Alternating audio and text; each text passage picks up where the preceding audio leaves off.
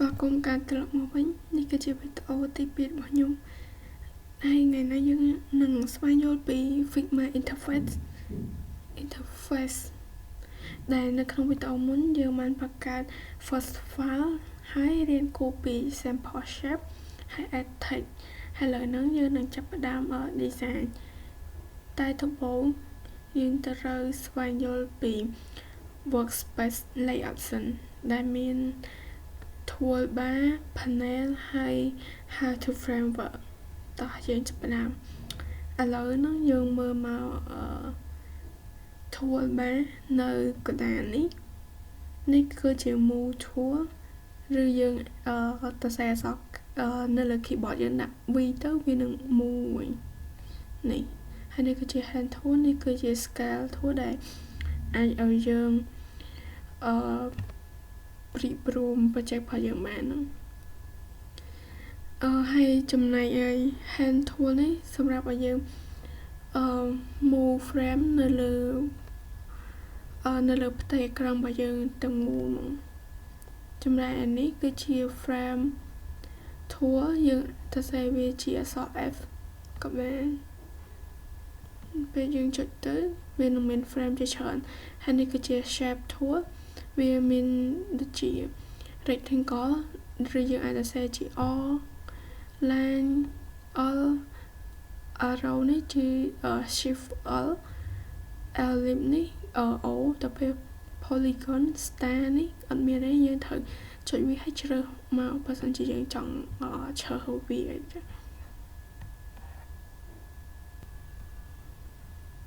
បន្ទាប់មកនេះគឺជា pen tool នេះ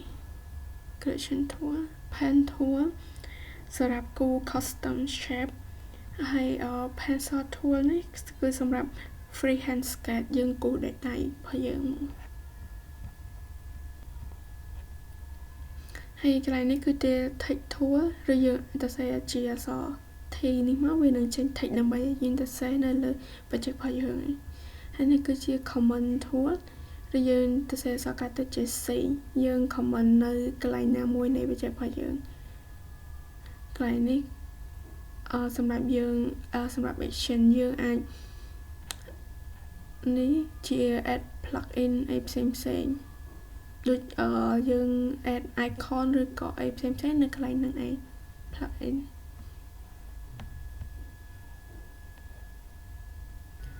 ឥឡូវហ្នឹងខ្ញុំបង្ហាញពីការគូការ switch អីហ្នឹងឥឡូវខ្ញុំគូ rectangle មួយខ្ញុំទៅសេ R ខ្ញុំ select លើនេះ select ពីថា R ឥឡូវវាចេញសញ្ញានេះខ្ញុំប៉ះវានៅលើ screen មកនឹងបង្ហាញវាចុះយកបើប៉ុណ្ណេះ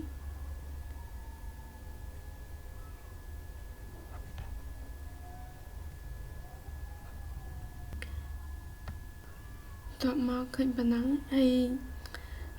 យើងសាកប្រើ command scale របស់វាគឺ K សម្រាប់ព្រីព្រំអូខេវាចេញអញ្ចឹងសេចក្ដីវាមកនេះព្រីព្រំអញ្ចឹងឥឡូវខ្ញុំទៅ move វិញ V ដើម្បី move វាទៅណាទៅណីអញ្ចឹងទៅឥឡូវខ្ញុំ change color របស់វាឥឡូវយើង select វាហើយយើងអស់មកនៅកន្លែង fill នេះដូរពណ៌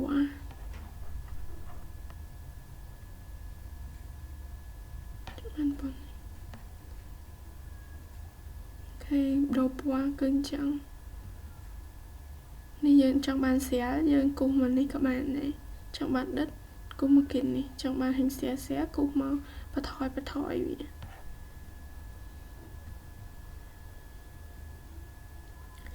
ឥឡូវខ្ញុំសាកគូស ellipse មួយដែលប្រើ shape tool នេះឥឡូវសាកប្រើអក្សរកាត់ ellipse O select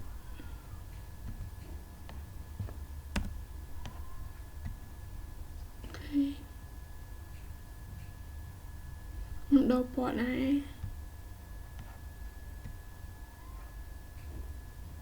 ពណ៌នេះហើយឥឡូវទៅសេអក្សរដោយប្រើកាត់ប្រើ T វាមកអញ្ចឹងយើងអាច select ចេះក៏បានហើយទៅសេអញ្ចឹងឬក៏នៅពេលដែលយើងចុច T ហើយ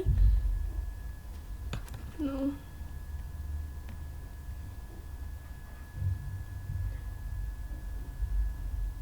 យើងចុច T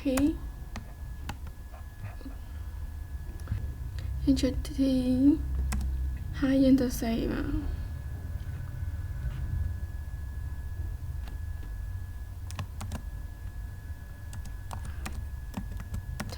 ក៏យើងដាក់វានៅក្នុងនេះមកណាពេជ្រទៅសេតិចមួយទៀត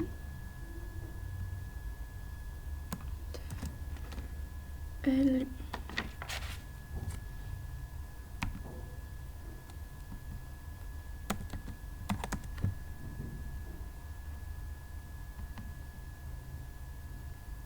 អូខេ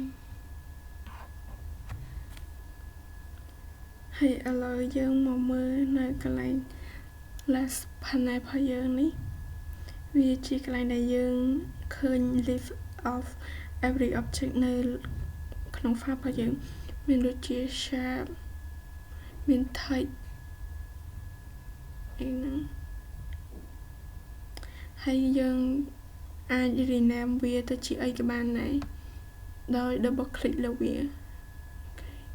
តែឡើយខ្ញុំមិនចង់ rename ទេខ្ញុំទុកប៉ុណ្ណឹងចុះហើយមួយទៀតនៅពេលដែលយើងឃើញចឹងយើងចង់អូសវាហើយអូសទៅទាំងអក្សរនេះទៅមួយគ្នាដែរទៅពេលយើងដាក់ធម្មតាចឹងអូសទៅវាអូសទៅ rectangle នេះទេវាអត់ដោយទាំងអក្សរហ្នឹងទេចឹងយើងត្រូវបង្កើតគ្រប់វាមួយជាដំបូងយើងដឹងអានេះគឺជា shape គឺជា type របស់ shape rectangle យើងចង់បានវាចូលមួយគ្នាយើងអាច command control G វានឹងបង្កើតក្រុមនៅកន្លែងនេះមួយចឹងទៅយើងចង់បានជា ellipse នេះជា rectangle នេះមួយទៀតយើងអូសវាចូលនៅក្នុងក្រុមនឹងដែរយើង rename ក្រុមនេះដោយ rectangle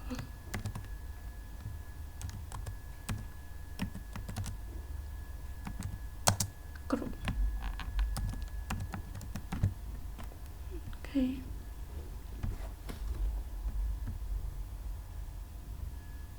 ឡូវនេះយើងសាក move វាមកអូខេនេះគឺវាទៅទាំងអក្សរទាំងអីទាំងអស់ចំណែកអានេះអាចធ្វើមួយទៀតដោយយើង select វាជាក្រុម select យើង select ឥឡូវនេះយើង select នៅលើ ellipse មួយយើងចង់ select នៅលើអក្សរមួយទៀតដោយចាំបាច់មកនៅកន្លែង last panel នេះទេយើង select លើវាហើយយើងចុច shift បន្ទាប់មកយើង select នៅលើ ellipse នេះឥឡូវវាបានជានៅ select ទាំងពីរនឹងហើយអញ្ចឹងយើងចង់បានជាក្រុមយើងធ្វើដូចមិញទៀតយើងចុច control G អូខេវាបានជាក្រុមមួយទៀតហើយគឺជាវាឆូតចូលនេះមើលអូខេឥឡូវ rename វាទៅជា lip ក្រុមអូខេបានប៉ុណ្ណឹងចឹងយើង remove ទៅណាក៏វាទៅដូចគ្នាហើយការគ្រប់ទាំងពីររបៀបហ្នឹងអាចធ្វើមួយណាក៏បានដែរយើងចូលចិត្តមួយណាក៏បានដែរហើយការដែលគ្រប់ហ្នឹងវាអាចធ្វើឲ្យយើងអាចធ្វើឲ្យការ design របស់យើងហ្នឹងវាមានរបៀបរៀបរយហើយមើលទៅវាស្អាតអូខេ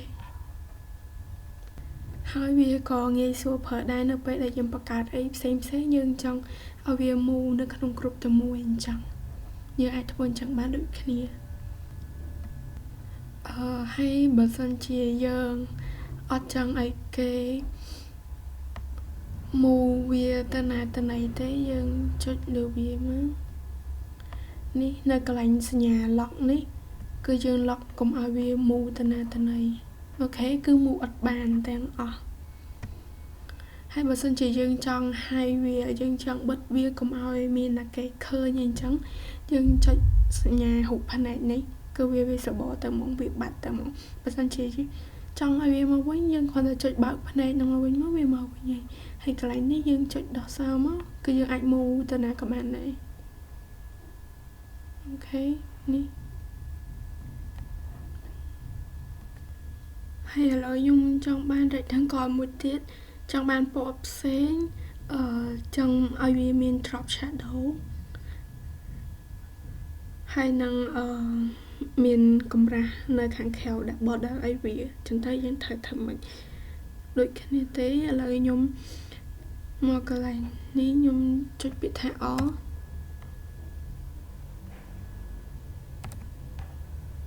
ឥឡូវបានហើយយើងគូស rectangle មួយមកដូរពណ៌ផងវា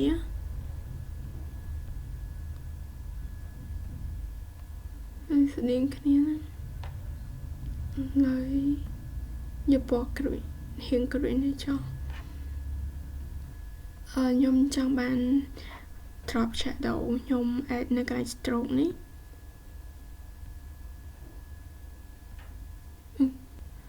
សុំទោសមិនខ្ញុំច្រឡំនៅកន្លែង stroke នេះ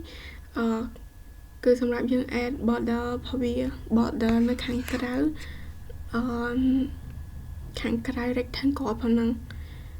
នេះយើងដាក់ពណ៌ក្រហមនៅខាងក្រៅ rectangle ហ្នឹងវានឹងមានពណ៌ក្រហមឥឡូវយកពណ៌នេះខ្មៅចុះបន្ទាប់មកខ្ញុំចង់ add drop shadow ឲ្យវាខ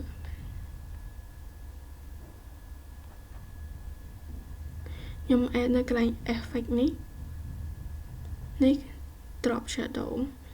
នៃ position របស់ drop shadow ហ្នឹងនេះដាក់មើលវាទៅណានេះគឺវាខិតមកខាងស្ដាំអាហ្នឹង10តែបើសិនជាយើងដាក់0ទៅវានៅរៀងភៀលឃើញទេស្អាតឥឡូវម្ដងទៀត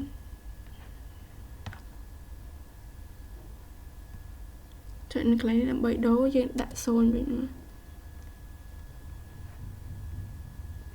អូខេវានៅតែប៉ុណ្ណឹង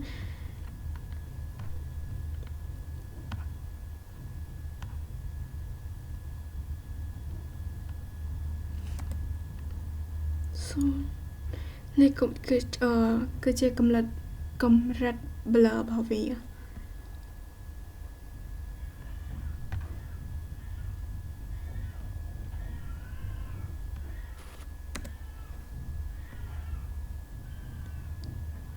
បើសិនយើងដាក់0ក៏វាអត់មានទេឃើញនៅពេលដែលយើងដាក់0ក៏វាអត់មានទេចឹងយើងដាក់4 10អីទៅដើម្បីឃើញវារៀងភៀកមកនេះវាចេញរៀងចំហាយភៀកមក blur ហ្នឹងឃើញអត់ហើយឥឡូវចង់បានដាក់កែមវារៀងមូអត់ចង់បានឆុងចឹងទេយកមកដាក់នៅកន្លែងនេះ corner radius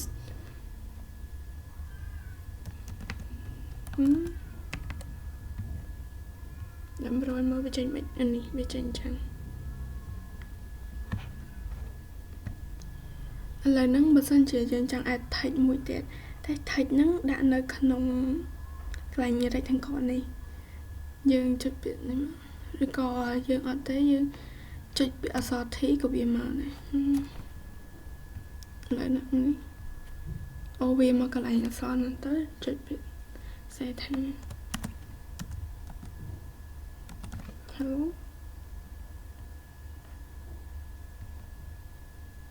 វាចំកណ្ដាលនេះយើងមើលកន្លែងអក្សរនេះគឺដាក់ pixel ឲ្យវាទំហំប្រមាណ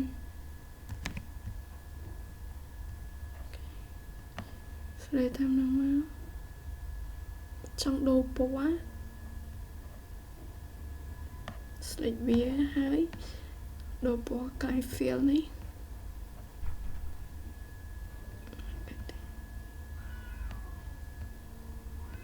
ពណ៌នេះចឹងមានហើយវានៅក្នុង group ទេយើង shift វា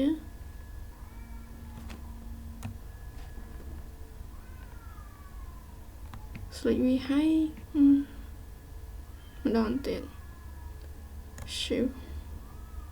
អូខេ select វាហើយយើង control G ដើម្បីឲ្យវានៅក្នុង group តែមួយអូខេ